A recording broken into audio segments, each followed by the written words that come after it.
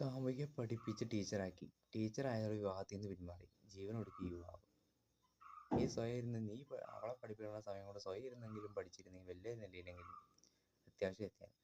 ഇതൊക്കെ തന്നെയാണ് നമ്മൾ ഭയങ്കരമായിട്ട് സ്നേഹിക്കും. ആത്മാർത്ഥമായിട്ട് ഒന്നും അധികമായ അമൃതം വിഷം എന്നുള്ള ഈ സ്നേഹത്തിൻ്റെ കാര്യത്തിലുണ്ടല്ലോ, അത് ഡബിൾ ഇരട്ടിയാണ്. 100%. ഇത് കാളകൂട വിഷമല്ലേ, അതിലിട്ട് ഈ രാജവെമ്പാലയുടെ വിഷവും അങ്ങനെ മൊത്തം ഒരു വിഷപാമ്പുകളുടെ വിഷവും കാളകൂട വിഷവും ലോകത്തുള്ള എല്ലാവരും വിഷങ്ങളെപ്പോലെ ഒന്ന് തന്നെയാണ് ഈ സ്നേഹം എന്ന് പറയുന്നത്. അത് അമൃതിന് തുല്യമാണ്. അതെന്ന് വെച്ചാൽ അത് കൂടിപ്പോയാൽ ആ മാതിരി എഫക്റ്റ് ആയിരിക്കും. ഇപ്പോൾ പറഞ്ഞ വിഷങ്ങളെക്കുള്ള എഫക്റ്റ് ആയിരിക്കും. കാരണം ഒന്നിനെ തന്നെ ആത്മാർത്ഥമായിട്ട് പ്രണയത്തിൻ്റെ കാര്യത്തിൽ മാത്രമല്ല, നമ്മുടെ മക്കളുടെ കാര്യത്തിലാണെങ്കിലും കൂടപ്പിറപ്പുകളുടെ കാര്യത്തിലാണെങ്കിലും സുഹൃത്തുക്കളുടെ കാര്യത്തിലാണെങ്കിലും കാമുകിയുടെ കാര്യത്തിലാണെങ്കിലും ഭാര്യയുടെ കാര്യത്തിലാണെങ്കിലും ഒരിക്കലും ആത്മാർത്ഥമായിട്ട് സ്നേഹിക്കരുത്. ആത്മാർത്ഥമായിട്ട് എന്തിനാണ് സ്നേഹിക്കുന്നത്? നമ്മളെ തന്നെ സ്നേഹിക്കാവുള്ളൂ. നമ്മളെ തന്നെ സ്നേഹിച്ചാൽ നമ്മൾ തന്നെ നമ്മളെ സ്വയം ചതിക്കുകയില്ല. നമ്മൾ തന്നെ മാറ്റം പറയുകയില്ല. നമ്മൾ സ്വയം ചതിക്കണം എന്ന് തോന്നിയാൽ നമ്മളുടെ അറിവോട് തന്നെ വേണം നമ്മൾ സ്വയം ചതിക്കുക.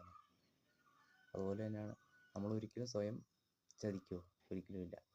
നമ്മുടെ അറിവോട് വേണം നമുക്ക് ചതിയാണെന്ന് അറിഞ്ഞുകൊണ്ട് തന്നെ നമ്മൾ സ്വയം കാണുന്നതിന് അതല്ല ഉദ്ദേശിച്ചത്.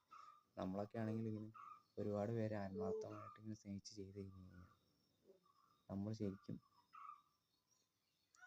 മൂഞ്ചി പോവുള്ളൂ. അത് ഒരുപാട് സംഭവമാണ്. അതാവും മാനസികമായിട്ട് അവൻ തകർന്നു പോയി കാണും. അവരുടെ പ്രതീക്ഷയോടെ കൂടി നമ്മളങ്ങനെ ഒരിക്കലും അങ്ങനെ ആത്മാർത്ഥമായിട്ട് സ്നേഹിക്കരുത്. ഇങ്ങനെ ആത്മാർത്ഥമായിട്ട് സ്നേഹമാവാം, പക്ഷെ ആത്മാർത്ഥമാകരുത്. അത് സ്വയമാകണം. നമ്മളോട് തന്നെയാണ് നമുക്ക് ആത്മാർത്ഥമായ സ്നേഹം. മറ്റുള്ള ഒന്നിനോടും പോലും, അതായത് കൂടപ്പിറപ്പുകളായിക്കോട്ടെ, മാതാപിതാക്കളായിക്കോട്ടെ, കാമുകി ആയിക്കോട്ടെ, സുഹൃത്തുക്കളായിക്കോട്ടെ, ഒന്നിനോടും ഒരു ആത്മാർത്ഥ സ്നേഹം വയ്ക്കരുത്. സ്നേഹമേ പാടുള്ളൂ, ആത്മാർത്ഥമാകരുത്. ആത്മാർത്ഥ സ്നേഹം എന്തിനോടാണ്? നമ്മളോട് തന്നെ.